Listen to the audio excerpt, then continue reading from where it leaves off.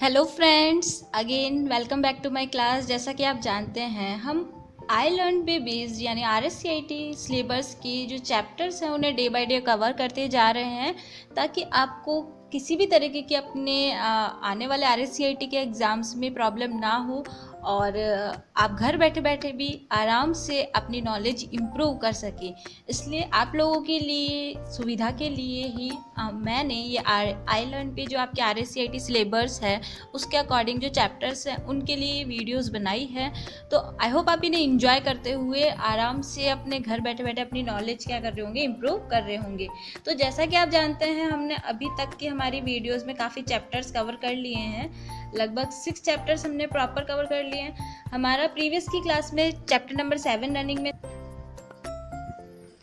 ठीक है, chapter number 7 हमारा रनिंग में था, जिसका नेम था राजस्थान के नागरिकों के लिए डिजिटल सर्विसेज, यानी digital services for citizens of Rajasthan. और प्रीवियस की वीडियोस में हमने देखा था कि गवर्नमेंट की जो ई गवर्नेंस है वो प्रोसेस क्या है और कितने तरह के हमारे पास उसमें एलिमेंट्स होते हैं, कौन कौन सी स्कीम्स एंड प्रोग्राम्स अभी रनिंग में हैं और उनके क्या क्या वर्क हैं, इन सभी के बारे में हमने प्रीवियस की क्लास में डिस्कस कर लिया था।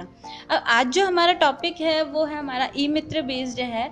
ई मित्र एक ऐसी स्कीम है, एक ऐसी योजना है, एक ऐसा प्लेटफॉर्म है जहाँ से क्या कर सकते हैं, आप अपने किसी भी तरह के गवर्नमेंट को किए जाने वाले पेमेंट को बिना किसी इशू के आप डायरेक्ट इसके थ्रू भी कर सकते हैं। फॉर एग्जांपल, जैसे आपने देखा होगा कई ई मित्र सेंटर्स होते हैं, वहाँ पे जाके आप क्या कर सकते हैं, अपने किसी भी एग्ज़ाम्स के फॉर्म फिल करवा सकते हैं, है ना, क्योंकि उन्होंने रजिस्ट्रेशन ID ले रखी होती है। वो आपका अगर इलेक्ट्रिसिटी बिल या वाटर बिल है तो वो भी आप ई मित्र सेंटर पर कर सकते हैं। तो ऐसी सुविधाएँ जिनके लिए पहले आपको डिपार्टमेंट तक जाना पड़ता था, अब आप वो सुविधाएँ किस माध्यम के थ्रू ले सकते हैं, ई मित्र के माध्यम से ले सकते हैं। तो चलिए इसके बारे में स्टार्ट करते हैं।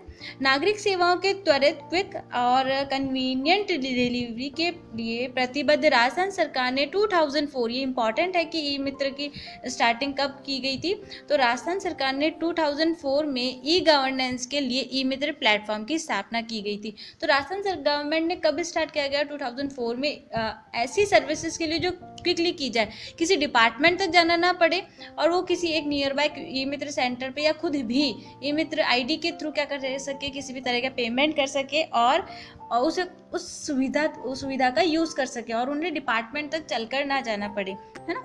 वर्तमान में राज्य के सभी जिलों के ग्रामीण एवं शहरी क्षेत्रों ई मित्र के माध्यम से लगभग 250 से अधिक G2C यानी गवर्नमेंट टू कंज्यूमर तक की जो सर्विसेज है उनको प्रोवाइड करवा रहे हैं। यानी गवर्नमेंट ने कंज्यूमर के लिए जो सर्विसेज रनिंग में कर रखी है, जैसे कोई वैकेंसीज आई है उनके बारे में, है ना, और कोई किसी डिपार्टमेंट का लिए आपका रिलेटेड है, जैसे आपकी मान लीजिए कोई इलेक्ट्रिसिटी बिल है ना, तो इन सब के लिए गवर्नमेंट ने क्या कर रखा है, किसी भी डिपार्टमेंट से कनेक्ट होने के लिए जो सर्विसेज हैं वो गवर्नमेंट टू कंज्यूमर वाले में आ गई हैं और लगभग B2C, है ना, बिजनेस टू कंज्यूमर, यानी कोई बिजनेसमैन वाली जो कंज्यूमर के लिए बनाई गई है सर्विसेज, वो इस ई मित्र पोर्टल के थ्रू क्या करवाई गई है, प्रोवाइड करवाई गई है।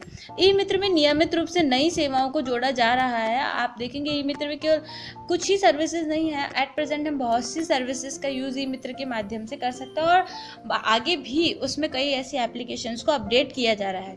ई मित्र सेवा केंद्र एवं कियोस्क सार्वजनिक निजी भागीदारी पब्लिक प्राइवेट पार्टनरशिप मॉडल पर चलाए जा रहे हैं ना। जो ई मित्र सेंटर्स चलते हैं ना वो, और जो कियोस्क होते हैं वो पब्लिक प्राइवेट पार्टनरशिप पर चला रहे गवर्नमेंट एंड कोई पर्सन, अगर जैसे गवर्नमेंट तो इंक्लूडेड है ई मित्र में, और कोई पर्सन अपनी ID को क्रिएट करके वहाँ पे ई मित्र का वर्क कर रहा है, तो वो किस में हो गया, आपके पब्लिक प्राइवेट पार्टनरशिप पर रन में हो गया।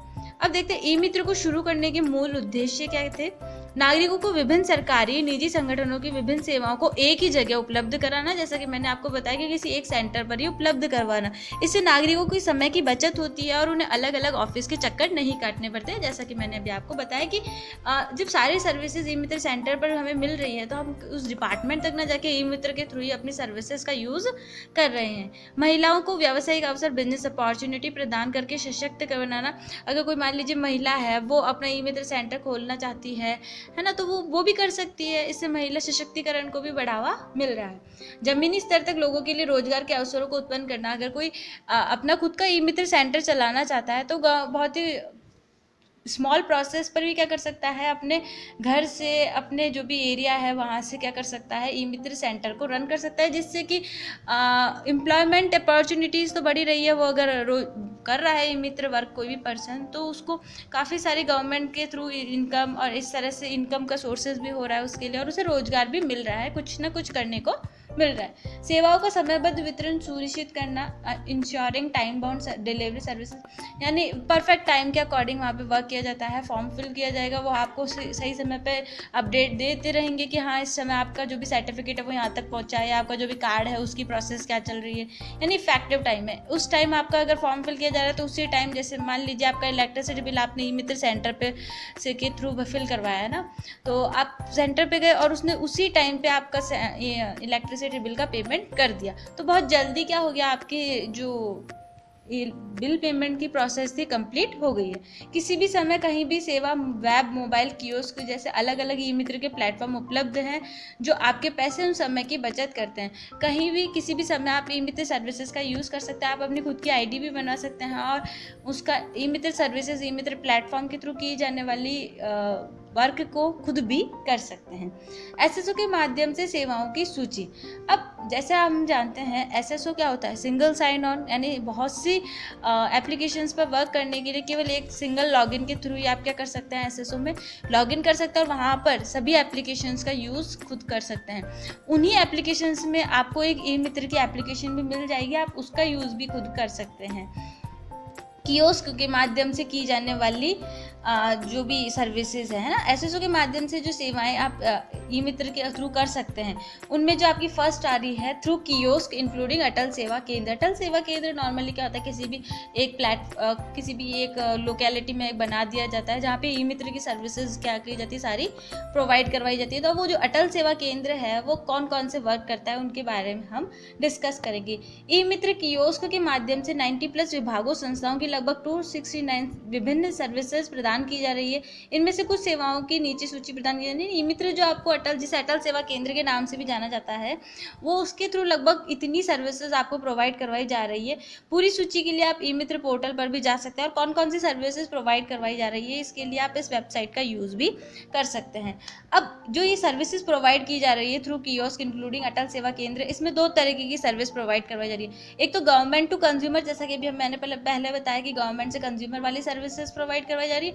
एक बिजनेस टू कंज्यूमर कस्टमर, ठीक है, एक बिजनेस से कस्टमर तक की सर्विसेज प्रोवाइड करवाई जा रही है। अब यहाँ पे आपको लिस्ट दी गई कि कौन कौन सी सर्विसेज यहाँ पे आपको दी जा रही है। जैसे अगर आपको कोई टैक्स का पेमेंट करना है तो आप वो ऑनलाइन ई मित्र सर्विसेज के थ्रू कर सकते हैं। आपका जेडीए से रिलेटेड कोई फीस फिल करनी है या कोई ऑनलाइन फॉर्म फिल करना है वो भी आप यहाँ से कर सकते हैं। मनरेगा की सर्विसेज, ये सारी गवर्नमेंट से रिलेटेड है, इसलिए गवर्नमेंट टू कंज्यूमर के अंडर में आ रही है।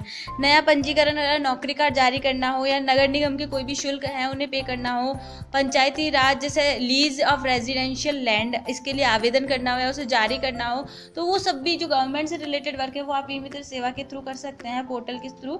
और एक बिजनेस टू कंज्यूमर, बिजनेस के टू कंज्यूमर में कौन कौन सी सर्विस है, जैसे एयरटेल, आइडिया, वोडाफोन, एटीएम के बिल, एमटीएस के बिल पेमेंट करना हो, ICICI Prudential life insurance, LIC का आपको पेमेंट करना हो, मोबाइल रिचार्ज करना हो, कोई डीटीएच आपको रिचार्ज करना हो या Amazon as online market place उसका यूज़ करना हो, तो वो किस में आ जाता है, आपका बिजनेस टू कंज्यूमर में आ जाता है। और ये आप अटल सेवा केंद्र यानी ई मित्र के थ्रू भी कर सकते हैं। तो ये जो दोनों आपके पास लिस्ट आपको दी गई है यहाँ पे, government to consumer and business to consumer, ये काफ़ी इंपॉर्टेंट है आपके RACIT के एग्जाम्स के लिए, क्योंकि आपको कोई भी 3 दे दी जाएगी, जैसे फॉर एग्जांपल यहाँ से 3 दे दी गई और एक इसकी दे दी गई और क्वेश्चन पूछा गया इनमें से बिजनेस टू कंज्यूमर वाली कौन सी सर्विस है, तो आपको उस एक को यहाँ से सेलेक्ट करना होगा, है ना। तो ये काफ़ी इंपॉर्टेंट आपके RACIT के एग्जाम्स के लिए बन रहा है। तो इन दोनों लिस्ट आपको लर्न होनी चाहिए।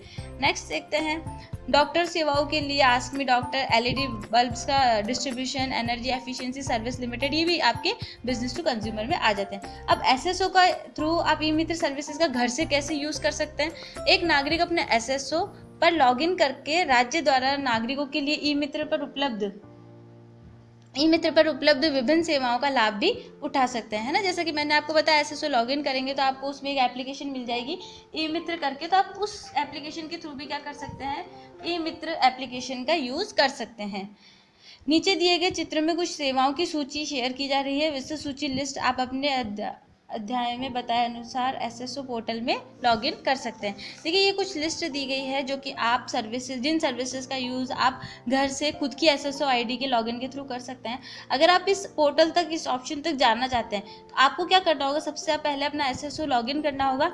और एसएसओ लॉगिन करने में जैसे कि आपकी एसएसओ आईडी और पासवर्ड और कैप्चा कोड एंटर करेंगे, लॉगिन करेंगे तो वहाँ पे आपको एप्लीकेशन शो हो जाएंगी बहुत सारी। उनमें से आपको कौन सी ई मित्र की एप्लीकेशन सर्च करनी है और फिर आप इन सब का यूज़ अपने अकॉर्डिंग कर सकते हैं।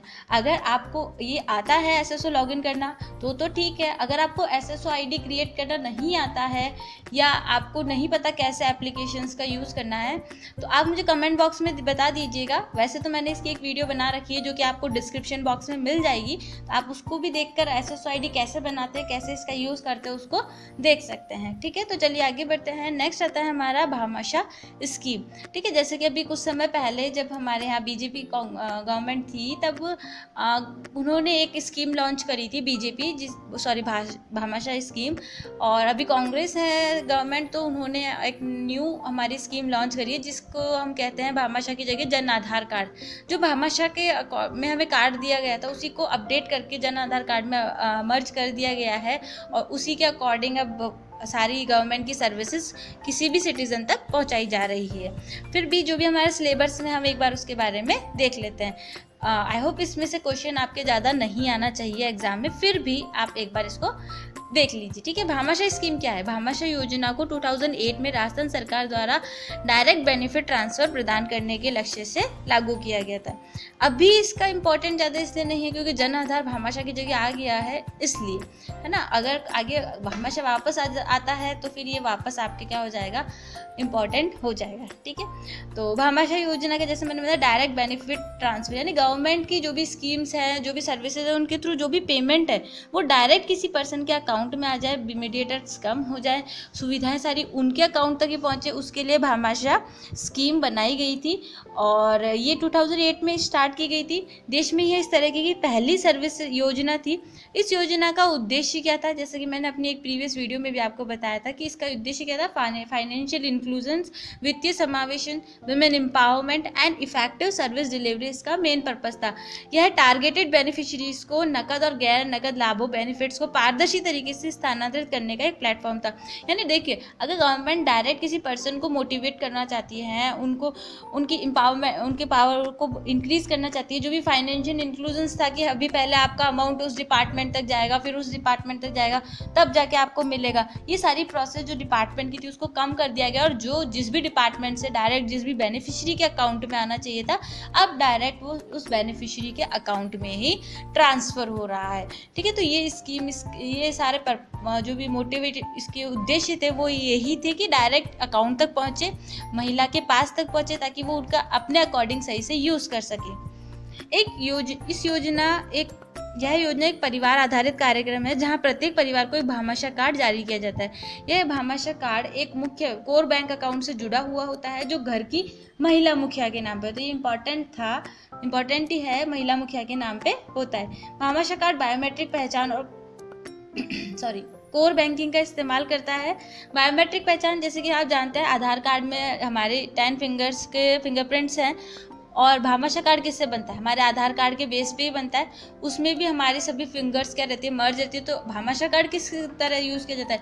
एक तो हमारी बायोमेट्रिक पहचान और एक कोर बैंकिंग, यानी जो भी हमारे अकाउंट से एक बैंक लिंक होगा उसको कोर बैंकिंग कहा गया, और उस बैंक के थ्रू ही ये स्कीम्स का, भामाशाह योजना का हम यूज़ कर सकते हैं। राज्य सरकार द्वारा दिए जाने वाले नकद और गैर नकद लाभ, बेनिफिट्स का भुगतान भामाशाह कार्ड के जरिए किया जाएगा और लाभार्थियों के बैंक खातों में प्रत्यक्ष रूप से स्थानांतरित कर दिया जाएगा। वही है, राजस्थान गवर्नमेंट क्या करेंगी, जो भी कैश बेनिफिट और नॉन कैश बेनिफिट्स हैं वो डायरेक्ट भामाशाह कार्ड होल्डर के अकाउंट में ट्रांसफ़र कर देगी। मीडिएटर्स कम हो जाएंगे और डायरेक्ट उनके अकाउंट में पहुंचेगा, तो वो उनका अपने अकॉर्डिंग सही यूज़ कर पाएंगे। कहीं पे किसी मीडिएटर के खाने के बीच में पैसे कम करने की चांसेस नहीं है, या आपसे कोई भी किसी तरीके के चार्जेस नहीं मांग सकता कि आपका काम करने के लिए हमें इतने आप चार्जेस दीजिए। एनरोलमेंट की प्रोसेस क्या है इसकी? भामाशाह योजना में नामांकन ऑफलाइन और ऑनलाइन दोनों प्रकार से किया जा सकता है। ठीक है, ऑफलाइन जैसे कि आप फॉर्म फिल करके ही इसके लिए रजिस्ट्रेशन करवाना चाहते हैं। ऑनलाइन कैसे, जैसे आप ऑनलाइन किसी ई मित्र के थ्रू करवा सकते हैं या एसएसओ के थ्रू अपना एनरोलमेंट करवा सकते हैं। तो आपसे अगर क्वेश्चन पूछा जाए भामाशाह का एनरोलमेंट किस किस तरह से करवाया जा सकता है, तो यहाँ पे आपके दोनों क्वेश्चन सही आंसर सही हो जाएंगे। ऑफलाइन एंड ऑनलाइन दोनों मेथड से आप भामाशाह में एनरोलमेंट करा सकते हैं। राज्य सरकार ने निवासियों के घर के पास नामांकन की व्यवस्था की है ताकि अधिक से अधिक निवासियों को इस योजना के तहत नामांकित किया जा सकते हैं। कई बार ऐसे कैंप लगाए जाते हैं जिसमें कि भामाशाह के लिए एनरोलमेंट या फॉर्म फिल का काम किया जाता है। तो यही बताया, राजस्थान गवर्नमेंट ने काफ़ी ऐसी इसकी कैंप्स लगाए हैं जिसमें कि भामाशाह एनरोलमेंट करवाया जाए लोगों का बिना किसी लॉन्ग प्रोसेस के। ऑफलाइन नामांकन हेतु ग्रामीण इलाकों में प्रत्येक ग्राम पंचायत और शहरी क्षेत्र में प्रत्येक वार्ड में नियमित रूप से शिविर आयोजित किए जाते हैं। यानी देखिए, ऑनलाइन और ऑफलाइन दोनों मेथड के थ्रू करवा सकते हैं। ऑनलाइन तो जैसे मैंने अभी बताया आपको ई मित्र सेंटर के थ्रू करवा सकते हैं, तो आपके नियर बाय जो भी सेंटर होगा वो आपको भामाशाह में एनरोलमेंट की सर्विस प्रोवाइड करवाएगा। इसके अलावा जो ग्रामीण रूरल एरियाज़ हैं वहाँ पे आपके जैसे कैंप लगाए गए और कई बार कई ऐसे ई मित्र सेंटर, अटल सेवा केंद्र भी खोले गए जहाँ से क्या कर सकते हैं पर्सन अपने भामाशाह एनरोलमेंट के लिए फॉर्म फिल कर सकते हैं। ऑनलाइन नामांकन के लिए निवासी सरकार द्वारा नामित सेवा केंद्रों का इस्तेमाल कर सकते हैं। जैसा कि बताया मैंने, राज्य के निवासी भामाशाह पोर्टल के माध्यम से भी भामाशाह नामांकन के लिए ऑनलाइन आवेदन कर सकते हैं। भामाशाह का अपना एक पोर्टल था, उसके थ्रू भी एनरोलमेंट किया जा सकता है। जो निवासी हैं निम्नलिखित किसी भी सेवा के लिए अनुरोध कर सकते हैं। जैसे आपने भामाशाह कार्ड बनवा लिया, उसके बाद आप और भी किसी सर्विसेज का अनुरोध रिक्वेस्ट कर सकते हैं। जैसे कि परिवार में कोई न्यू जन्म लिया है किसी ने, तो उसका ऐड करवाना है। किसी व्यक्ति की विवाह हुआ है, उसकी वाइफ आई है तो उसका ऐड करवाना है। या किसी की मृत्यु हुई है, पते में चेंज ऑफ एड्रेस हुआ है, और किसी भी जानकारी में परिवर्तन, जैसे कि बैंक अकाउंट में परिवर्तन, नामांकन के समय दी गई जानकारी में कोई सुधार करना हो, तो इन सब सर्विसेज का सभी सर्विसेज के लिए क्या कर सकते हैं, पोर्टल के थ्रू ऑनलाइन रिक्वेस्ट जनरेट कर सकते हैं। अब आता है आधार धारित निवासियों का नामांकन, एनरोल ऑफ रेजिडेंशियल विद आधार। देखिए भामाशाह में क्या होता है, भामाशाह में क्या होता है, आधार कार्ड भी ऐड होता है। तो आधार के थ्रू आपके अगर अपना एनरोलमेंट करवाना चाहते हैं तो उसकी क्या प्रोसेस है। देखिए, जिन निवासियों के पास आधार नंबर है, अब जानते हैं आधार में हमारी सारी डिटेल्स है, उनके नामांकन फॉर्म प्रदान किया जाता है ना, उन्हें एक एनरोलमेंट फॉर्म प्रोवाइड किया जाता है। राज्य सरकार के पास आधार नंबर पर आधारित जानकारी उपलब्ध होने के कारण कुछ जानकारी इन नामांकन फॉर्म पर पहले से ही उपलब्ध करा दी जाती है। यानी एक इस तरह का फॉर्म होता है जिसमें कि जो ये डिटेल्स होती है, किसी भी आधार नंबर पे आप जानते हैं पूरी डिटेल्स होती है, वो पहले से ही उस फॉर्म में क्या कर दी जाती है, अपडेट कर दी जाती है। जैसे कि मैंने बताया भामाशाह कार्ड में बनवाने से पहले अगर आप आधार से मर्ज करवाएंगे तो आधार का डेटा भी क्या हो रहा है, भामाशाह में आपके ऐड किया जा रहा था। निवासी को नामांकन फॉर्म में रिक्त फील्ड, जो भी अब बाकी ब्लैंक फील्ड्स है, वो क्या करनी होती थी, फिल करनी होती थी। निवासी द्वारा प्रदान किए गए विवरण को सॉफ्टवेयर में अंकित किया जाता है। इस फॉर्म में व्यक्तियों को परिवारों में समूहबद्ध करने का विवरण भी शामिल है ना। तो जो भी है डिटेल्स आपकी, वो जो भी वहाँ पे ई मित्र सेंटर पे बैठा होगा वो आपके सॉफ्टवेयर में आपकी डिटेल्स क्या बाकी जो भी आपकी डिटेल्स है उन्हें क्या कर देगा, अपडेट कर देगा। नेक्स्ट आता है आधार रहित। अगर किसी के पास आधार नहीं है, enrolment of residence without Aadhaar number. अगर किसी के पास आधार नहीं है, जैसे आधार होता है तब तो क्या होता है, सारी डिटेल्स वहाँ पे अपडेट कर दी जाती है। बट अगर किसी के पास आधार नहीं है तो क्या प्रोसेस है। यदि किसी व्यक्ति के पास आधार संख्या नहीं है तो आधार पंजीकरण की सुविधा चयनित ई मित्र कियोस्क पर उपलब्ध कराई जाती है। ऐसे व्यक्तियों का फोटो और बायोमेट्रिक विवरण लिया जाता है। ई मित्र कियोस्क पर आधार भामाशाह के लिए विवरण में सुधार के लिए भी प्रावधान उपलब्ध है ना। अगर आपके पास आधार कार्ड नहीं है तो आप क्या कर सकते हैं, उन ई मित्र सेंटर्स पर ही क्या कर सकते हैं, आधार के लिए बनवाने के लिए अपना फॉर्म फिल कर सकते हैं। अपनी डिटेल्स, अपनी फोटोज़ एंड बायोमेट्रिक्स के थ्रू न्यू आधार के लिए अप्लाई कर सकते हैं। ठीक है, और अगर ई मित्र सेंटर्स पर आपको आधार या भामाशाह में अपडेट करवाने तो वो फैसिलिटीज़ भी आपको ई मित्र सेंटर्स पर मिल जाती है। अब बात आती है भामाशाह कार्ड कितने टाइप के होते हैं ना। तो जो आपके कार्ड होते थे वो नॉर्मली 2 टाइप के हैं, एक तो फैमिली कार्ड और एक इंडिविजुअल कार्ड। देखिए फैमिली कार्ड जैसा कि नाम से पता है पूरे परिवार का कार्ड, और एक इंडिविजुअल कार्ड जैसा कि किसी एक पर्सन का कार्ड हो गया, है ना। जैसे कोई मान लीजिए कोई बच्चा अपना पेरेंट्स के साथ अपने कार्ड को नहीं रखना चाहता, अपना कार्ड अलग करना चाहता है, तो वो इंडिविजुअल कार्ड भी बना सकता है। तो देखिए पारिवारिक कार्ड जैसा कि भामाशाह कार्ड राज्य सरकार द्वारा परिवार की महिला मुखिया के लिए निःशुल्क जारी किया जाता है, जिसमें पूरे परिवार के बारे में आवश्यक जानकारी। भामाशाह कार्ड यूआईडी आधार बनाने के दौरान अंकित की गई बायोमेट्रिक पहचान का इस्तेमाल करता है और मुख्य बैंक सक्षम बैंक खाते से संबंध सुनिश्चित करता है। ठीक है, जैसा कि बताया कि महिला मुखिया के नाम पे ही बनता है और पूरी फैमिली का है, तो जो आधार की डिटेल्स होती है सभी फैमिली मेंबर्स के आधार की डिटेल इसमें अपडेट की जाती है। तो देखिए आधार में जो डिटेल्स थी आईरीज का, हमारे स्कैन, वो सभी डिटेल्स किसमें भी आ जाती है, हमारे भामाशाह कार्ड में भी आ जाती है। तो इसके थ्रू अगर फैमिली का कोई मेंबर भी अपने थंब इंप्रेशन या बायोमेट्रिक के थ्रू कोई वर्क करना चाहता है तो वो ईजी वे में कर सकता है। नाम तो किसके बनता है, महिला मुखिया के नाम, और उसी के नाम पे जो अकाउंट होगा उससे लिंक होगा। व्यक्तिगत नामांकित परिवार का कोई भी सदस्य मामूली शुल्क का भुगतान करके व्यक्तिगत भामाशाह कार्ड प्राप्त कर सकता है। यह कार्ड पहचान पत्र होने के साथ साथ व्यक्ति को राज्य सरकार द्वारा दी जाने वाले अधिकारों की पात्रता भी दर्शाता है, जैसे पेंशन भोगी, असंगठित श्रमिक आदि, है ना। कोई इंडिविजुअल अपना कार्ड भी बना सकता है। अब बात करते हैं डायरेक्ट बेनिफिट ट्रांसफर की। डायरेक्ट बेनिफिट ट्रांसफर जिसे शॉर्ट में डीबीटी कहते हैं, इसकी फुल फॉर्म इंपॉर्टेंट है आपके लिए। सरकार द्वारा चिन्हित लाभकारी योजनाओं में लाभ का भुगतान सीधा लाभार्थियों के नामांकित बैंक अकाउंट में कर दिया जाता है। डीबीटी क्या है, इसमें क्या कर देता है, जो भी स्कीम्स में, किसी भी स्कीम्स में अगर कोई स्कॉलरशिप या ऐसी प्रोसेस है तो उसे डायरेक्ट सरकार द्वारा जो भी बेनिफिशियरी है उसके अकाउंट में सीधे ट्रांसफर कर दिया जाता है। लाभार्थी को मोबाइल भुगतान की सुविधाएं प्रदान की जाती है। मोबाइल पेमेंट की सर्विसेज भी इसके थ्रू बेनिफिशियरी को प्रोवाइड की जाती है।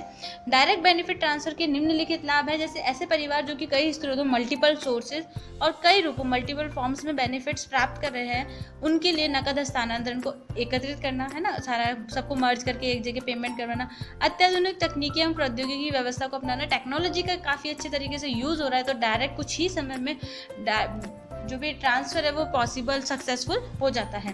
सरकार की कार्यनीति बनाने के लिए शासन के सभी स्तरों पर डेटा की वास्तविक उपलब्धता सुनिश्चित करना, है ना, रियल टाइम डेटा अवेलेबिलिटी करना सभी के लिए, वो भी यहाँ पे पॉसिबल हो रहा है। कल्याणकारी विकास योजनाओं के लिए धन से अधिकतम लाभ सुनिश्चित करना, जैसे धन से अधिक कोई भी कल्याणकारी सर्विसेज है, योजनाएं हैं, उनमें सभी को इंक्लूड करवाना और उनके फ़ायदा सभी को पहुंचाना भी इसका डायरेक्ट बेनिफिट ट्रांसफ़र का उद्देश्य है, का लाभ है।